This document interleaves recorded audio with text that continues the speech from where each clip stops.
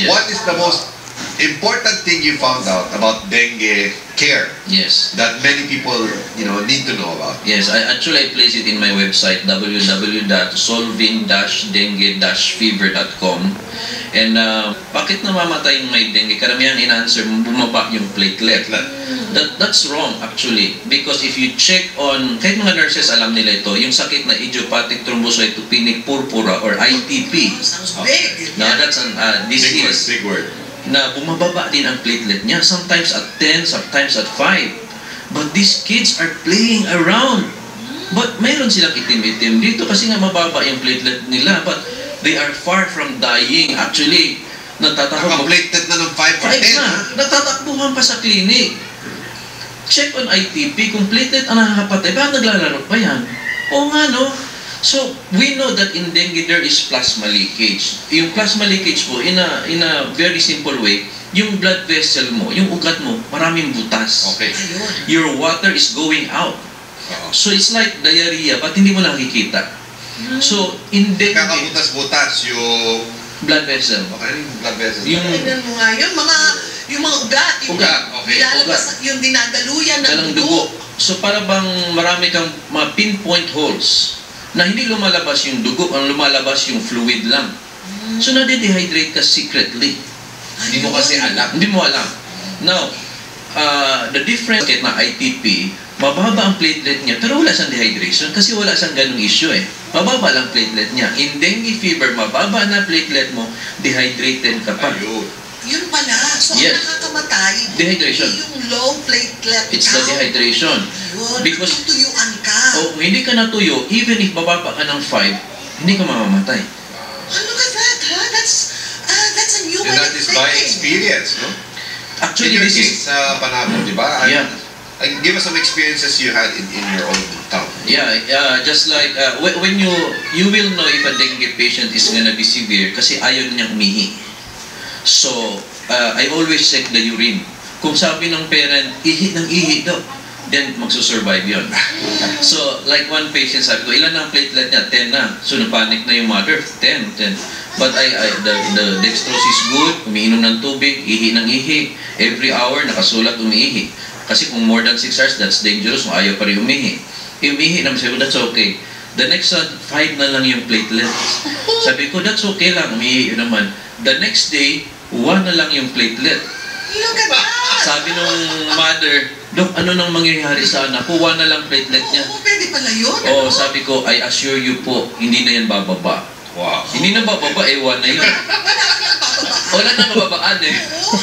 I was able to joke a bit because I know the patient is gonna be okay. Why? Because the patient was really urinating very, very well. So the main management there is, can you make the patient urinate as often as possible? Kung nagawa mo yun, then you are well managed. Kung ang patient ay hindi na umiihi like 6 hours, tapos nakahiga lang siya whole day, that's a very dangerous dengue patient. Even if there wala pang bleeding, you have to, you can complain na, Doc, I'm scared with my son. Hindi na umiihi, sige lang higa. Yan pala ang masamang senyales sa dengue, no? Doc, pwede bang magkaroon ng zero mortality sa dengue? Ang dahil kasi namamatay na alam ko eh. In my belief, in my point of view, I do believe zero death is possible in the future. Why? If like this one, if I could educate the public na hindi platelet, it's dehydration, butas ka. So if people will know, butas pala ako, then what should I do? I have to go to the hospital para ma-dextrose ako. If akala nila platelet, bili tayo ng durian, bili ako ng tawa-tawa, they're gonna do alternatives para umakyat yung platelet. Hindi naman yun ang issue. You're barking at the wrong dog. No. Hindi siya nakatulong. Actually, people don't know that the platelet will just go down for 6 days. They don't know that. So if Sunday ka nag-fever, bababa yung platelet mo until Saturday. Then after Saturday, aakyat. Monday, Tuesday, ng mga Wednesday, wag ka magpapanik na parang tapos na. Ganun, di ba? Tatlong araw na bababa na. Ganun di ba? Bababa talaga siya. Kaya nung sagot ko, talaga lang bumababa na naman talaga eh. Pero Doc, pagka tinitingnan kita, sa tingin ko kung meron akong dengue o nanay ako na may dengue, gagaling ako kasi may kumpiyansa ka na, don't worry. Don't worry. Nothing's going to happen kung bumababa ang Yes, platelet. para bang, hindi platelet nga eh. Dehydration nga eh. Pag focus mo talaga na masyado yun, then there's what happens. So, You're monitoring the wrong thing if it's just platelet you're looking at. but you could monitor the platelet. You should no monitor, question. pero kung doon ka lang nakatutok, That's wrong. di ba? Kulang yun. Sa mga nanay ngayon, sa mga bata ngayon, to anyone who will experience or knows, you know, Right. kapitbahay nila na may dengue. Kasi dengue month ngayon. How can we lower the fatalities of the deaths? Number one, kasi pag sinabi, paano malalaman may dengue, anak ko, may lagnat, may rashes ba? No, huwag mo basihan ng rashes. May sunggo ba? No, huwag mo basihan ng sunggo. How will you know? Kung ang anak mo may fever, matamlay, nung nawala na yung fever, matamlay pa rin, dengue yan. Kasi there's only 2 diseases na matamlay pa rin ang pasyente kung wala ng fever. That is dengue and diarrhea. Di ba wala ng fever ang diarrhea, matamlay pa rin. Pero tonsillitis, UTI, pneumonia, tulog pa rin, wala ng lagnat. That's a sign of dengue. Okay. Now, patients who check the platelet on day 1, day 2, usually is normal. So maraming ganun. First day, nagpa-check ng platelet, masaya na sila, normal. Hindi na bumalik, dengue pala yun. So, huwag kang magkumpiyansa. It's usually on the day 3 or the 72 hours. Usually, na-admit yan sila on day 3 or the 72 hours. Now, if you get admitted, make sure niyo yung anak mo ihi ng ihi. Which means, inom ng inom. Inom ng inom, then you should be have the dextrose. Kasi sabihin ng iba, ay, hindi na ako magpapa-admit, Dok. Sa bahay na ako inom ng like, Oresol. Oresol is good. Iko, pwede, pero huwag ka matulog. Kasi kailangan mo uminom-inom. Non-stop Eh, naman. tulog ka ng 8 hours. Ibutas yung ugat mo, talo ka. You should be in the hospital para kahit tulog ka, may dextrose. May tumicheck, umiihi ka ba. Dapat So, tuloy-tuloy. you have to be in the hospital. I don't recommend dengue at home. And if you're in the hospital, you have to check that your patient is always urinating mo pwede 1 to 2 hours. Ngayon, kung hindi umiihi ng 5 to 6 hours, you have to tell your doctor, Doc, Anong maaring nangyayari doon na nagkakaroon siya ng may dextrose naman siya, pero hindi siya umiihi? Yeah. Ano kaya ang sign nun? there are dengue na malalaki talaga ang butas ng ugat. Those are the killer ones. Ang problema, we cannot test sino yung malalaking butas. But you will know na mas delikado ito kasi kahit may dextrose ka, labas pa rin labas yung tubig. Siyempre sabi ng kidney, ano pang iihi ko? Lumabas lahat sa blood vessel. Dok, ano ang correlates ng malalaking butas sa ating ugat, ano? Sino yung mga tao na kandidato dun sa greater leakage in times ng dengue? Okay, may 4 strains din kasi tayo, yung strains ng dengue. So it also depends on what strain. And number 2, my findings ngayon sa Singapore na those patients that are healthy, na elastic yung kanilang blood vessel, mas malaki yung kanilang leakage. So the healthier you are, amazing, the more prone you are to become a severe dengue.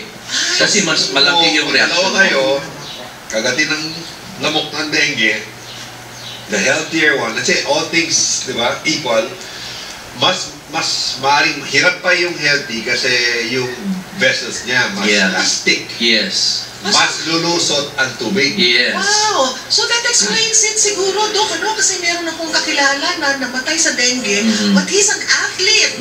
So the parent, the mother was expecting kayang-kaya mo yan. Ano? Wow. Yung pala, mas kandidato Mas siya. delikado. Okay, balik ako ulit yun. So kung nagde-dextrose na siya and hindi pa rin umiihi, what do you do in your case? Kasi you do this. Yes. I mean, as a regular part of your responsibility in what's that hospital? Sa Panabo? Panabo Polymedic Hospital. Marami kang kaso. Yes. So what do you do? So, ang importante kasi sa dengue, you will be able to decide early rather than late. Kasi pag sabihin, 10 hours na walang ihi yung pasyente, then that's late. Nasira yung kidney niya. Okay. So you have to be medyo strict. Ako, kahit 4 hours pa lang, ay alam ko there's something wrong kasi singihiga. There are dextrose that are more heavier. Okay. Ibig sabihin kung malaki yung butas, may dextrose na mga mabigat. Okay. So i-adjust mo ngayon yung intake niya. Then we can also buy plasma, yung blood na yung kanyang plasma. Kasi yung nag-leakage, yung plasma ibabalik. Dugo mismo. So, you could compensate for the loss kasi malaki yung loss, sticky din yung malaki yung butas, sticky yung lalagay mo. Parang viscous. Mas maganda, no? Very elegant ang formulation. Simple, Pero yung teorya nakakabit sa diskarte, sa strategy. Opo. Gets mo eh. Well, simpleng tao lang naman tayo, no? Kasi I hope this has really enlightened a lot of families. How do they get in touch with you again? www.saan mo yung sa dengue? solving Because we have 10 more minutes. solving-dengue-fever.com. Fever.com. Oh.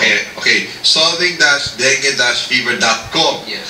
Hanapin nyo rin si Richard Mata Doon, online. may diba? video yun. May video pa Oh, siya. even Diba? you just search in Google, sabihin mo lang solving dengue fever, nagtatap 1 naman siya. So, Yun.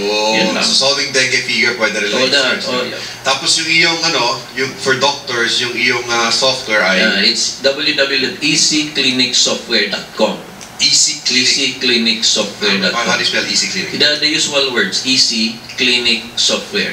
Software.com. And that's for dengue management, yung software. No, that's yung database ng Yung clinics and database. prescriptions. Solving dengue lang yun. And yung sa App Store ko, that's patient files. Right. The name of the app itself Right, on right, App Store, patient files. Any other announcements for Dengue Month? Is there anything that you'd like to announce on behalf of the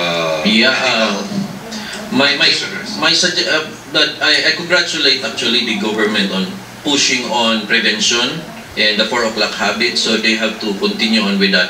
But I really suggest that people should be vigilant to study not only the prevention, kasi ang karamihan, alam nila paano i-prevent, maglinis, etc. But nung nagkasakit na, pumunta lang din ng durian. I mean, you have to be balanced on everything. So that's my suggestion, that prevention, you have to know that, and also the cure and what to do during the dengue time, you could decide properly.